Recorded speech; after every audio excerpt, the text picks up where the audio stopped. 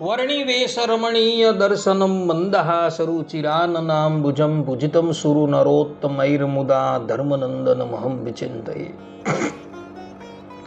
અસતોમાં ષડગમય તમસોમાં જ્યોતિર્ગમય મૃત્યુર્મા અમૃતમ ગમય. ઓમ શાંતિ શાંતિ શાંતિ. અસ્મદ્ગુરુ સમારંભામ નાથયામૂન મધ્યમામ લક્ષ્મી વલ્લભ પર્યંતામ વંદે ગુરુ પરંપરા.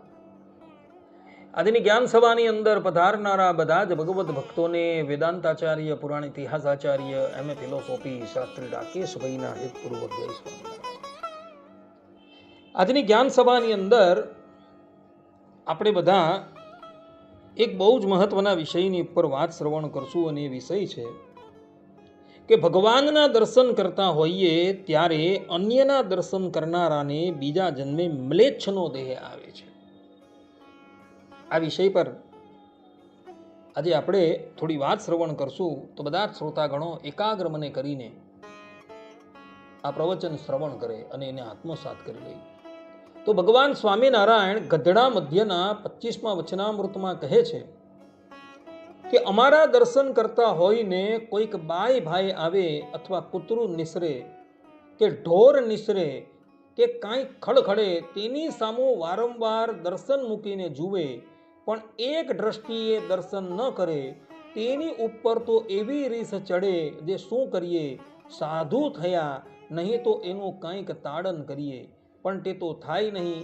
કેમ જે સાધુને કોઈનું તાડન કરવું એ અતિ અયોગ્ય કર્મ છે. આ પ્રમાણે ભગવાન સ્વામિનારાયણ અહીં સ્પષ્ટ રૂપે કહે છે કે જે પણ કોઈક મનુષ્ય ભગવાનના દર્શન એકાગ્ર દ્રષ્ટિએ નથી કરતો એ અમને ક્યારેય પણ પ્રિય નથી.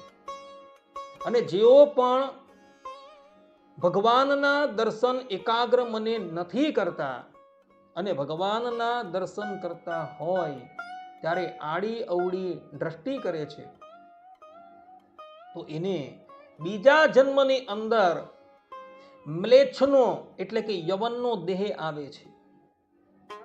આ સંદર્ભમાં વલ્લભ સંપ્રદાયનો એક માન્ય પ્રબંધ છે જેનું નામ છે 252 વૈષ્ણવની વાર્તા. એ 252 વૈષ્ણવની વાર્તામાં 37મી વાર્તામાં એક પ્રસંગ આવે છે. પ્રસંગ એવો છે કે શ્રી વલ્લભાચાર્યજીના પુત્ર વિઠ્ઠલનાથ, તેના એક સેવક હતા જેનું નામ હતું અલી ખાન પઠાણ. એઓને યવનની યોની કેવી રીતના પ્રાપ્ત થઈ એ સંદર્ભમાં એના પૂર્વજન્મની કથા ત્યાં આપેલી છે. તો અલી ખાન પઠાણ જે શ્રી વિઠ્ઠલનાથજીનો સેવક હતો, એ અને એની દીકરી પૂર્વજન્મમાં બ્રાહ્મણ હતા અને દક્ષિણમાં આવેલ શ્રીરંગમ ભગવાનના સેવક હતા. અલી ખાન પઠાણ એ બ્રાહ્મણ દેહમાં જ્યારે રંગનાથ ભગવાનની સેવા કરતા હતા અને એક દિવસ રંગનાથ ભગવાનને પોઢાવતા હતા અને એની દીકરી ઠાકોરજીની સન્મુખ નૃત્ય કરતી હતી. તે સમયમાં એક રાજા રંગનાથ ભગવાનના દર્શન કરવા આવે છે.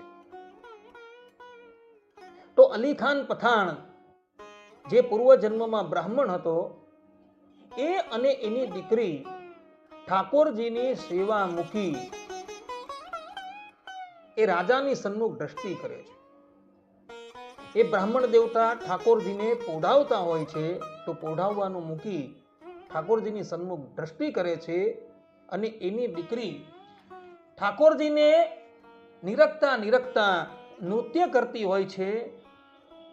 તો એ નિરખવાનું મૂકી પેલા રાજાની સન્મુખ દ્રષ્ટિ કરે છે. એ પાપને લઈને એના પર ભગવાનનો કુરાજીપો થાય છે અને બીજા જન્મે એ મુસલમાનના દેહની અંદર જન્મ લે છે. આ પ્રમાણે ભક્તો, જે પણ કોઈક મનુષ્ય ભગવાનના દર્શન કરતો હોય અને એને મૂકી ભગવાનના દર્શન કરતી વેળાએ અન્ય વ્યક્તિ પર કે અન્ય વસ્તુ પર દ્રષ્ટિ કરે છે ને એને બીજા જન્મે યવનનો દેહ એટલે કે મુસલમાનનો દેહ આવે છે. જે લોકોએ આ સંબંધમાં કંઈ જોવું હોય તે એ વલ્લભ સંપ્રદાયની 252 વૈષ્ણવોની વાર્તા નંબર 37 જોઈ લઈ. તેમાં આ પ્રસંગ આપેલો છે. માટે ભગવાનના દર્શન કરવા ત્યારે દ્રષ્ટિ અને મનને એકાગ્ર રાખી દર્શન કરવા, તો જ ભગવાનની તમારા પર પ્રશંસા થશે, કૃપા થશે. અન્યથા આમ તેમ જોતા થકા જો દર્શન કરવામાં આવશે, ભગવાન સ્વામિનારાયણ અહીં અંત્યના 25મા વચનામૃતની અંદર જે પ્રમાણે કહે છે તે પ્રમાણે તમારા પર ભગવાનની અપ્રસન્નતા થશે અને તમારી આ ક્રિયાથી ભગવાન તમારા પર કુરાજી થશે. માટે ભક્તો, જ્યારે ભગવાનના દર્શન તમે કરો ત્યારે હંમેશા દ્રષ્ટિ અને મન એકાગ્ર રાખીને કરજો. જો એ પ્રમાણેની ક્રિયા કરવામાં ન આવશે અને આમ તેમ જોતા થકા જો તમે દર્શન કરશો તો મ્લેચ્છનો દેહ પામવાને તૈયાર રહેજો. આટલું કહીને હું મારા પ્રવચનને અહીં વિરામ આપું છું. સર્વે સંતુ નિરામયઃ, સર્વે સુખીનો ભવંતુ, સર્વે ભદ્રાણિ પશ્યન્તુ, મા કશ્ચિત દુઃખ ભાગ ભવેત. અસ્તુ. જય સ્વામિનારાયણ.